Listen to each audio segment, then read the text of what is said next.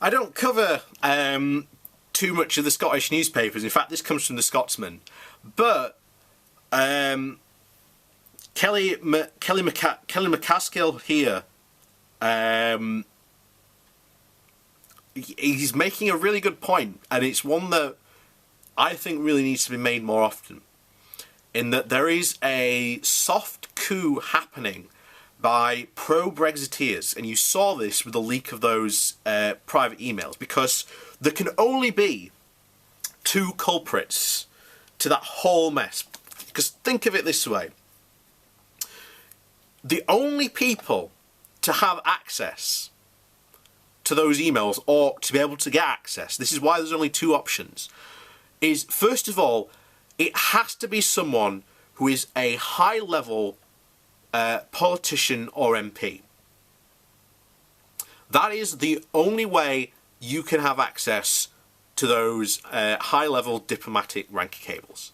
That is the only way you're getting access to them. The other one was that there was a hack, or that these communications have been intercepted by a foreign power intent on causing mischief and, well, intent on, they want Brexit to happen, which has been, given the fact that there is a clear link to, shall we say, Russian money coming in from, shall we say, Mr. Banks, to then fund the Brexit campaign, then, yeah,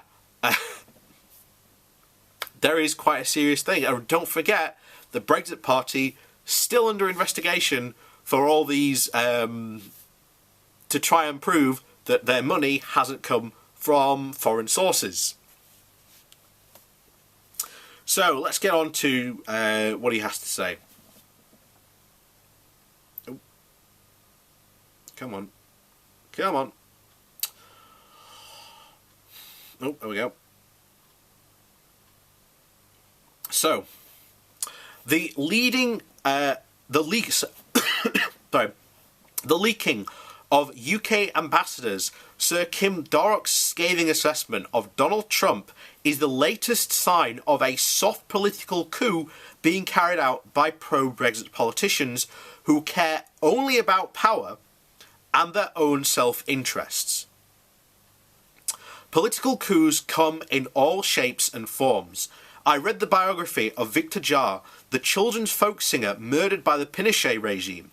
His widow narrated the growing tension as the oligarchs ramped up oppression to Salvador Allende's democratically elected government. Fear grew before it finally erupted, with military jets bombing the presidential palace and opponents rounded up and killed. It's to Britain's eternal shame that Thatcher consorted with the fascist Chilean general. Now, I don't believe for a minute anything like that will ever occur here, but a soft political coup is underway, replicating what's been happening across the Atlantic in the USA. Trump uses his personal wealth and connections along with those other super rich oligarchs to win the election and take control. Despite losing the popular vote by a considerable margin, winning because of the US's electoral college system has shown neither magnanimity nor made any attempt to broker any consensus. Instead, it's been openly partisan and outright nepotism. Military commanders removed, others pertinently unfit for such an office, as Brett Kavanaugh appointed to the Supreme Court, and now Ivanka Trump's elected to a position of some latter-day Henry Kissinger, despite possessing neither the academic record nor intellect.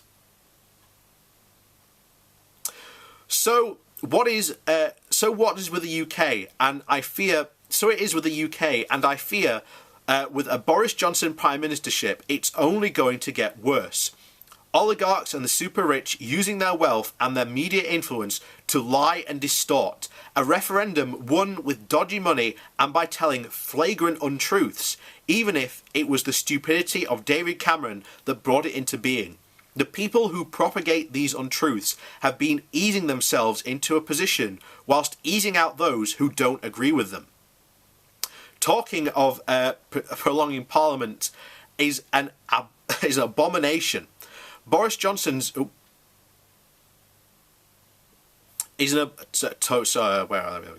Talking of prolonging Parliament is an abomination. Boris Johnson, greatest hero Winston Churchill, didn't even consider that when the country's back was to the wall and a Nazi invasion loomed. Instead, in the national interest, Churchill created a coalition government that not only saw the country through the war, but established the welfare state. But Britain's new ruling class are entirely narcissistic and care only about power and their self-interest. The rights of others matter not one jot, and the national interest an irrelevancy. Understandable when you consider that they offshore much of their wealth, and that to them loyalty to the UK is about ensuring privacy in London's financial centre. Deep state indeed. Stabbing Sir Kim Darroch in the back and the clear emboldenment of that, the potentially and practical damage to the UK is incalculable. But hey ho, he's been removed. He's been removed, and someone who isn't one of them are prepared to do their bidding.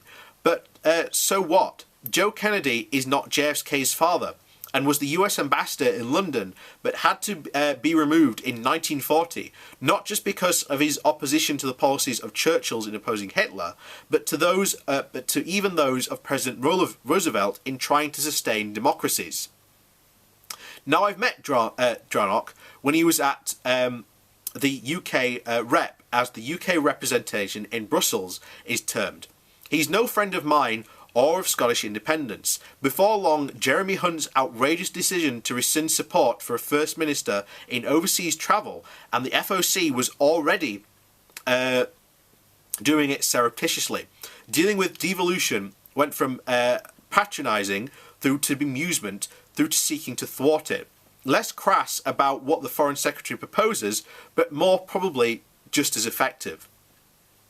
But that was because Darmoch's consummate professionalism and representing his national interests, unlike the full and frank reports from Washington, are needed, and what he said frankly only echoed what was broadcast nightly on CNN, or has already been exposed by the White House whistleblowers.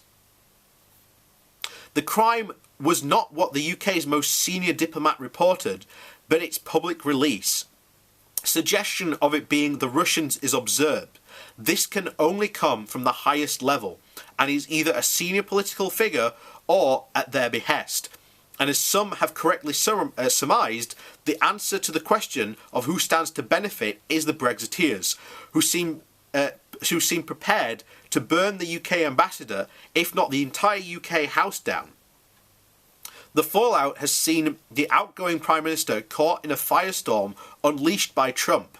Not just the damage to the UK-US relation, but how it exposes the weakness of the UK to the rest of the world. New Britannia's diminishing power and the stature are there for all to see. Run for the naked self-interest. Behold to the dependent upon and an American president who deems the office, and with the UK's global standing shrinking ever faster than the respect and the warmth of one that existed for the country. Too little, too late. The likes of Sir John Major and William Hague are speaking out. But as with Trump and the Republicans, the monster has been unleashed, and the grand old party has lost control. Be afraid. Because of these charlatans, our institutions and our interests are as dispensable as the UK ambassador. And he is, in a way, is completely true. And we've talked about this this week before. These could have only come from the highest level, and the only people who stand to gain are the Brexiteers. For example, these leaks were directly given to a very pro and open public journalist. So,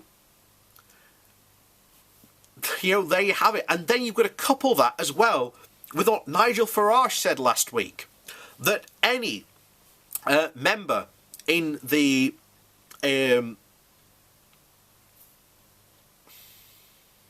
that any member who works is a civil servant, or I forgot the name of that, I forgot what he called them, that's why I'm drawing a blank.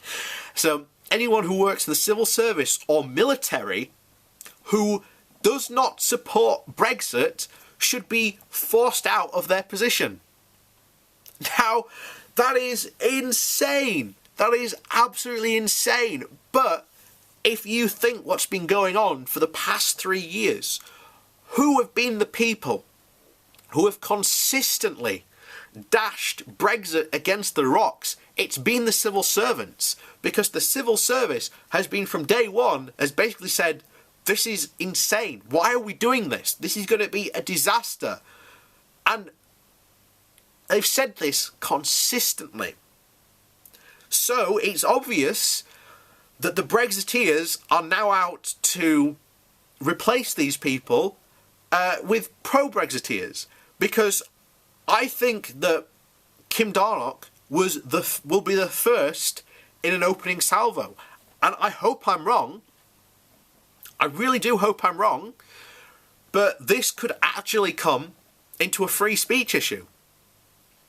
I know, shocking of all things, but this could actually come into free speech issue. Because what if you work for the civil service, but you aren't a supporter of Brexit? And you get fired because of your political belief? Or the fact that, you openly said, I vote to Remain, and I think Remain is the best, idea.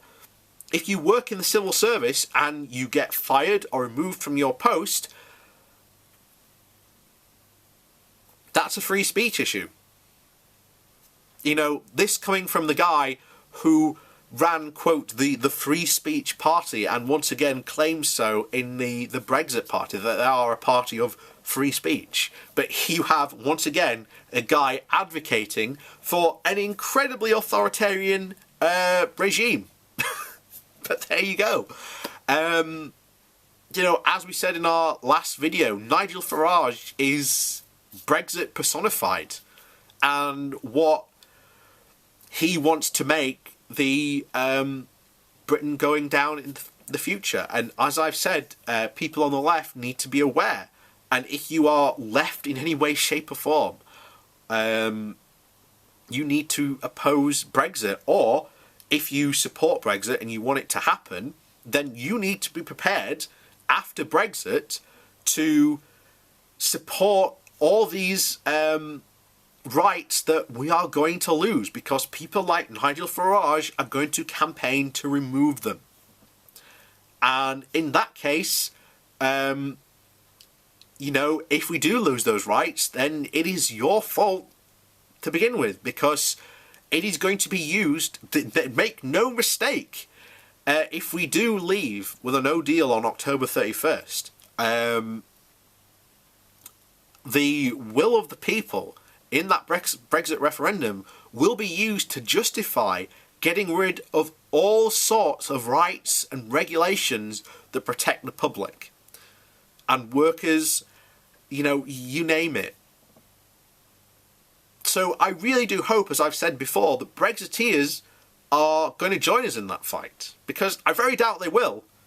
Something tells me they won't, but there you go. Like I say, a lot of people are bizarrely prepared to lose their rights, and it's quite shocking.